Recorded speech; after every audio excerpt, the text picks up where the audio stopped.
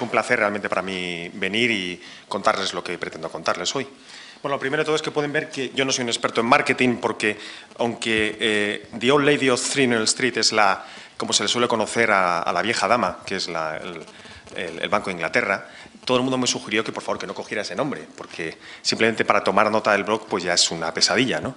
Y ya lo pueden comprobar, que si van a tomar nota de ello, espero que se grabe esta sesión y que ustedes puedan verlo luego en vídeo, porque, bueno, para tomar nota la verdad es que es complicado. Pero, como les digo, en el futuro tomaré un curso de marketing y a lo mejor lo mejoro. Bien, ha habido muy interesantes presentaciones hasta ahora sobre la situación del sistema financiero actual, de la Reserva Federal, el anterior interviniente, también James sobre el oro. Yo voy a hablar del oro, sí, pero sobre todo en perspectiva histórica. Hablo de perspectiva histórica porque confío yo, así como muchísimos otros, en que solo entendiendo el valor que ha tenido el oro a lo largo de la historia, y en concreto tan solo, entre comillas, tan solo hace 120 años aproximadamente, podemos ver cómo ha evolucionado el sistema monetario y cómo se ha ido degradando en el sentido en el que pretendo convencerles a lo largo de esta exposición. Por eso, para ceñirme al tiempo que tengo, le resumo simplemente que lo que pretendo mostrar aquí es las aportaciones del oro cuando fue utilizado como moneda de reserva y moneda de ancla y expresión última de liquidez del sistema monetario durante lo que se llama los años del patrón monetario clásico, que son básicamente el último tercio del siglo XIX, 1870 aproximadamente, hasta el comienzo de la Primera Guerra Mundial. Los patrones monetarios de oro clásico dejaron de tener vigencia justo en el periodo entre guerras, pero bueno, ya con algunas dificultades que creo que es mejor, por eso creo que es mejor fecharlo en unas décadas antes, en el comienzo de la Primera Guerra Mundial. Y vamos a empezar con un cómic, que diríamos hoy, con una caricatura de un maestro de la teoría monetaria no reconocido suficientemente, llamado James Gillray, un caricaturista británico de finales del siglo XVIII, principios del XIX, con el que ayer mismo lo comentaba con algunos de los presentes aquí. Yo creo que simplemente con sus caricaturas se podría hacer un curso de teoría monetaria perfecto. Lo que pasa es que no creo que me lo aceptaran en el rectorado de la UNED ni en ninguno otro, pero sinceramente creo que se podría hacer. Apelando a la fineza de su vista, no sé si lo ven bien desde allá al fondo, podremos contar cómo era el sistema monetario regido por el patrón oro de una manera muy sencilla. Aquí tenemos al primer ministro, con una panza bastante prominente, formada por oro, por monedas de oro. Y lo que hace es, este primer ministro, siguiendo el mito del rey Midas, es convertir a la inversa todo el oro en papel moneda que va expulsando por su boca. Esto era la regla del patrón oro. Hay una base de oro en el sistema, fundamental. Esa base de oro está en su panza y puede emitir una cantidad limitada, ojo, limitada de billetes. ¿Por qué digo limitada? Porque existía el compromiso de convertibilidad de todas las emisiones del Banco Central, de todos los billetes, en oro a la vista. Cualquiera de nosotros, entonces, podíamos ir al Banco Central que había emitido un billete y se decía, el portador tiene el derecho, o el tenedor de este billete tiene el derecho a recibir la cantidad equivalente en oro a 1000 pesetas, digamos. No prueben hacer esto ahora, no vayan a Frankfurt intentando hacer esto con un euro porque no les van a dar ni oro, ni plata, ni cobre, ni nada que se le parezca. Bueno, pero antaño sí que ocurría esto. Entonces, el emisor de la moneda, el papel moneda, se las cuidaba y muy mucho para no sobreemitir de tal manera que tuviera un encaje de metal en caja, valga la redundancia, para poder atender a sus obligaciones cotidianas. Y esto limitaba y mucho la capacidad que tenía el gobierno por manos de su Banco Central, en este caso Banco de Inglaterra, de sobreemitir medios de pago. En definitiva, era un sistema que permitía el establecimiento de una oferta monetaria limitada por el propio requisito de convertibilidad de todas las emisiones en oro. ¿Qué pasaba si se pasaba? Valga la redundancia de nuevo. ¿Qué ocurría si el gobierno sobreemitía moneda? Por lo que fuera, por un objetivo político concreto, para financiar sus gastos, etcétera. Bueno, pues aquí ya no es una caricatura de Gillray, me he permitido mostrarles un anónimo, en el que, bueno, los que están dentro del pot, diríamos en inglés, del caldero, son los directivos del banco diciendo, no, por favor, no traigan más papeles para que les devolvamos oro, que están avivando ustedes un fuego que no podemos atender y nos vamos a quemar. ¿Qué quiere decir? La gente tenía demasiados billetes en circulación, se querían desprender de ellos, los devolvían al Banco Central y el Banco Central no tenía oro para devolverlos y entraba en un pánico Esto acababa con una suspensión de pagos del banco. Como nadie quería esto, nadie quería que ocurriera esto, el banco, como les decía yo antes, ante este mecanismo corrector del propio sistema del patrón oro, lo que intentaba hacer es que no llegáramos a esta situación de una hora en la que todo el mundo estuviera devolviendo billetes. Bien, ahora bien, no todo era alegría y regocijo dentro del sistema del patrón oro, en absoluto. Y esta es, de hecho, la carátula que tengo en el blog, si quieren verla y se atreven a teclear todas esas letrillas que les he puesto en el título, verán que esta es la vieja dama, por eso se le llama la vieja dama de Three Needle Street al Banco de Inglaterra, porque esta pobre mujer, ya entonces vieja, imagínense ahora, pues esta es una caricatura de finales del siglo XVIII.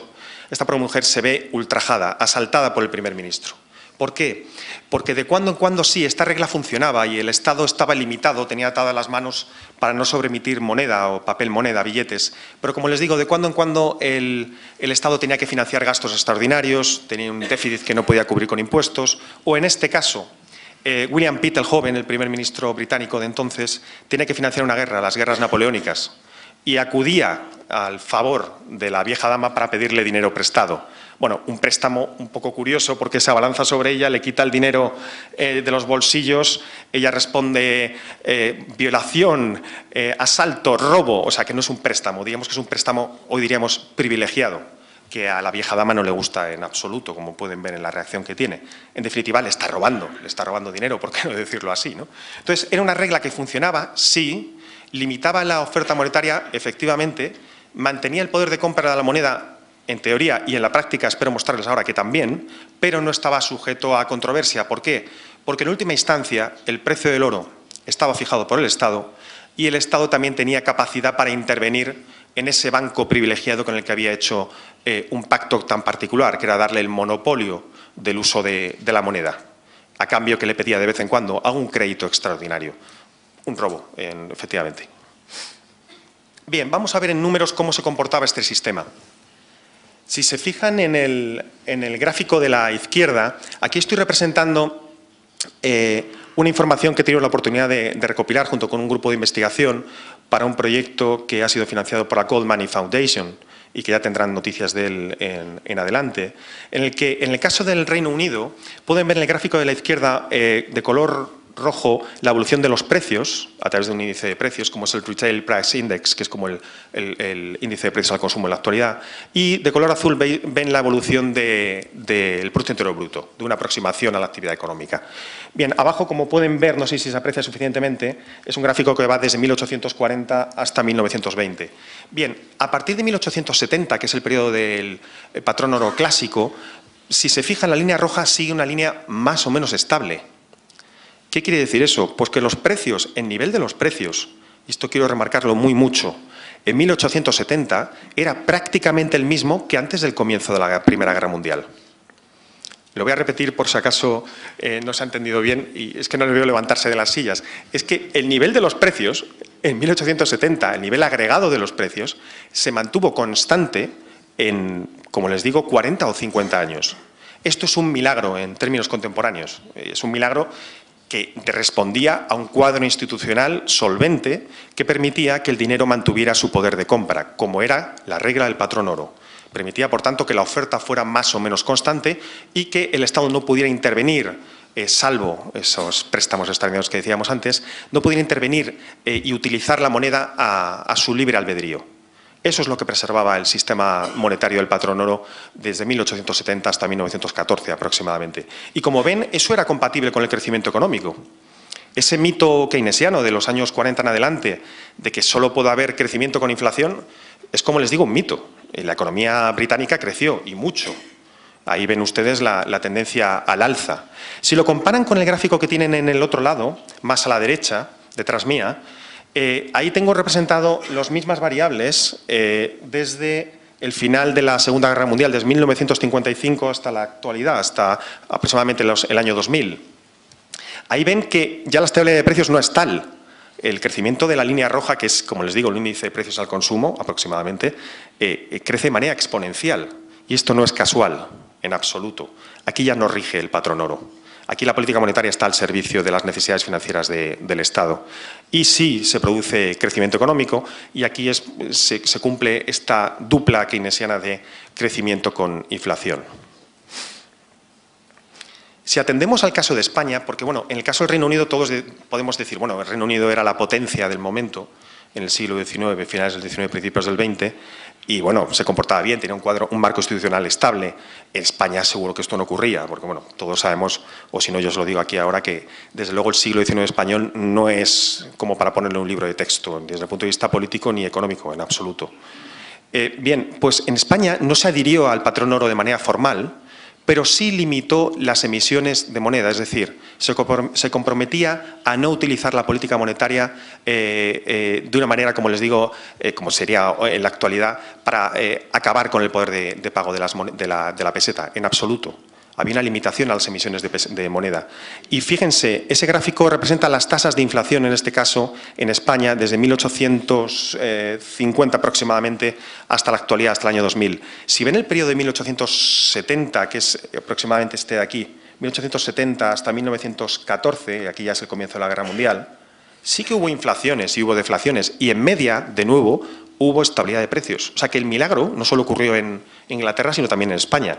Permítanme que por dificultad de tiempo, que todos entendemos, y no quiero que me saquen la tarjeta amarilla, como si fuera aquí un Mourinho yo o cualquier otro, ¿no? Pues no quiero ser el Mourinho de esta presentación, señores, eso ya se lo digo. Yo soy madridista, pero no quiero ser el Mourinho de esta presentación. En definitiva, para no serlo, he de decirles que confíen en mí, en que esto ocurrió para todos los países, no solo para el Reino Unido y para España, sino para muchos otros. Y eso se debió a que la cantidad de dinero estaba limitada institucionalmente. Bueno, ni que decir tiene que la inflación que surgió en España a partir de los años 50 y 60 y los años 70 y 80 hasta la entrada de España en el Club del Euro fue pues de más de 2 dígitos, cosa que no conocíamos en el periodo previo del siglo XIX, como les decía. A pesar de esto, es verdad que el sistema del patrón oro se fue deteriorando. ¿Deteriorando en qué sentido? Aquí he representado la ratio de número de billetes de banco en proporción con el número de monedas. Es decir, antiguamente en el siglo XIX fundamentalmente era un sistema basado en la moneda metálica, moneda de plata cuando el patrón del país era la plata, moneda de oro cuando era el oro, ¿no? Y los bancos es verdad que tenían autorización para emitir pasivos bancarios. Es decir, los bancos centrales podían emitir billetes que, como les decía antes, los tenedores del billete podían acudir al banco y pedir el oro o la plata correspondiente a cambio. Bueno, pues con el paso de los años vimos que si en el año 1865, como ahí les comento, en los Países Bajos, las monedas de oro representaban alrededor del 80% de la masa monetaria, que es una auténtica, es un porcentaje muy importante, ya un poquito antes de la Primera Guerra Mundial tan solo era el 25%. Es decir, el sistema fue perdiendo la base metálica y se fue dando cada vez más importancia a los medios de pago en papel y al dinero bancario, cosa que no lo he puesto aquí, pero también el dinero bancario, el uso de los depósitos para realizar transacciones como las conocemos hoy, fue ganando peso en la economía. Eso fue erosionando, evidentemente, la base metálica, la restricción cuantitativa que había en el patrón oro. Y luego también hay una consecuencia del abandono del patrón oro que creo que, bueno, lo ha mencionado antes y lo ha explicado muy bien James Stark en su presentación. No es casual que los estados dejaran el patrón oro en los años 30, en absoluto. Keynes lo llamó al patrón oro como las cadenas doradas. ¿Cadenas en qué sentido? Eran ataduras que tenían los gobiernos para no hacer lo que él decía que es lo que había que hacer. ¿Qué era esto? Era financiar una política estatal, una política económica expansiva para dirigir la demanda agregada en términos de John Maynard Keynes, ¿no? Entonces, si había un patrón oro y no podíamos financiar esa expansión del gasto, ¿qué debíamos hacer? Acabar con el patrón oro. Hubo una campaña en los años 30 en Inglaterra y en los demás países también para abolir el patrón oro, se consiguió y a partir de entonces, a partir de los años 30, a partir de los años 30, si ven esta escala de la deuda en este país, como son los Países Bajos, empezó a crecer de manera exponencial. No es casual. Antes pedir prestado era más costoso porque el dinero era una oferta estable, restringida, limitada. Cuando el dinero deviene, digamos eufemísticamente, flexible, bueno, pues podemos pedir más prestado y si a alguien le ponen un precio más barato y no tiene restricciones a endeudarse, se endeudará más y así ocurrió con el Estado. En este caso el Estado holandés pero pasó con muchos otros. No les pongo el caso español pues, para que no me salga del gráfico, pero les aseguro que la deuda pública española, no la actual, sino la histórica, creció de manera espectacular en ausencia de restricciones financieras como las del patrón oro. Por recapitular, el oro claro que ha tenido importancia. No solo en la actualidad, cuando ahora en la actualidad se reivindica la función del oro como moneda, debemos tener en cuenta que lo que se pone como referencia, como marco de ejemplo de lo bien que funcionó, fue precisamente el patrón oro clásico. ¿Por qué? Porque fue el sistema mejor conocido hasta la actualidad que nos permitía mantener las funciones del dinero como tales. En concreto, preservar el poder de compra de las unidades monetarias que tenemos en el bolsillo y tener unas unidades monetarias que nos permitían tener un depósito seguro de valor. Esas son las dos grandes propiedades.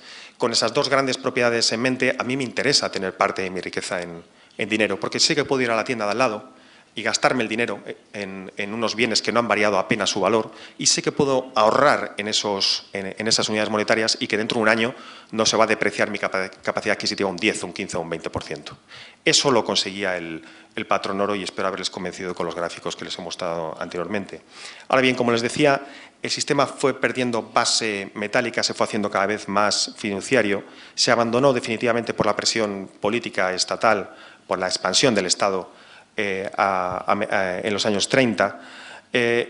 Esa expansión del Estado al final fue ya casi desmedida y lo que empezó siendo un pacto entre un banco central, un banco privado al que se le da el monopolio de emisión de una moneda por parte de un Estado a cambio de créditos privilegiados, al final ya el Estado nacionalizó el Banco Central y lo utilizó como una herramienta más de política económica. A partir de ese momento, que fueron los años 40 o 60, dependiendo de los países del siglo pasado, el siglo XX, los Estados ya utilizaban libremente la política monetaria de manera subsidiaria, como les digo, para financiar sus déficits recurrentes. ¿El efecto cuál era? Inflación. Inflación generalizada, pérdida del poder de compra de las unidades monetarias y, por supuesto, se eliminaba una de las funciones esenciales del dinero, que era ser un depósito efectivo de valor estable. Por tanto, por acabar también yo con un mensaje negativo, he de decirles que el dinero tal y como lo conocemos en la actualidad ha dejado de ser tal, porque me cuesta mucho llamar dinero a algo que no preserva el poder de compra de la moneda y que tampoco preserva mis ahorros. Por eso creo que el sistema monetario actual o bien introducimos elementos de competencia que regule o discipline a los emisores, o bien les damos un mandato mucho más claro para que se preserve la estabilidad de precios, o bien, como les digo, vamos a seguir depreciando el poder de compra de la moneda poco a poco. Bueno, muchas gracias por su amable atención y estaré muy encantado de atender a sus preguntas.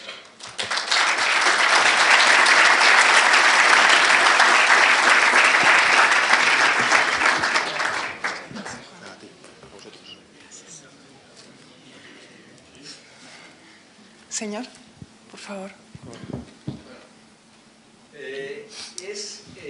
Bueno, ya hemos visto que hay mucha inflación. Gracias. Bueno, muchas gracias por todas las presentaciones. Hemos visto que hay mucha inflación en estos momentos.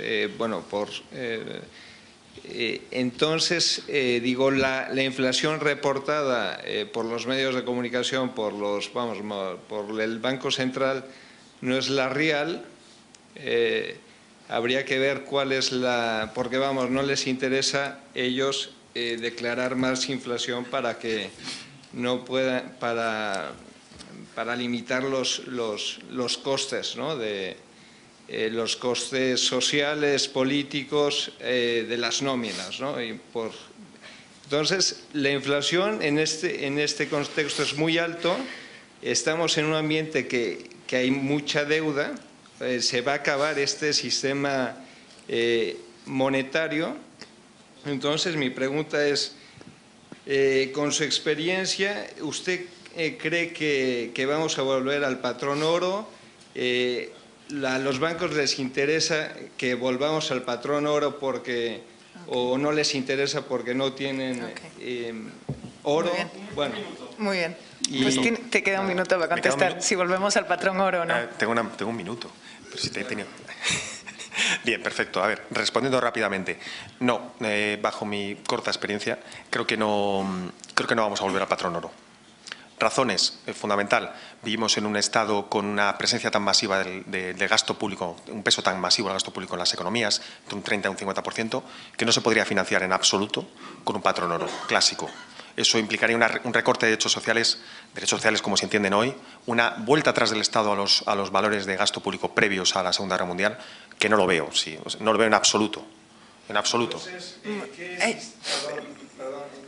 sistema? Perdón, señor, Sistema. es que si no haríamos una conversación y es solo preguntas y respuestas, no sería justo. Sistema, pues solución Discúlpeme. a muy corto plazo, si me permites, Mario, un Sí, segundo. por supuesto. Introducción de competencia monetaria. Por ejemplo, no es tan difícil. Es difícil políticamente, pero es eliminar el curso legal forzoso de la moneda, antes la peseta, ahora el euro, y permitir que haya operadores que entren libremente en el mercado con una mínima regulación, como existe en todos los mercados, y que compitan por la provisión de la moneda de mejor valor, de valor más estable. Y luego seremos nosotros los que disciplinemos a los emisores, castigando a los que sobreemiten y premiando a los que emiten menos. Creo que sería una manera posible. Pues muchísimas gracias, Juan, y pues por nosotros un gran aplauso. Muchas gracias.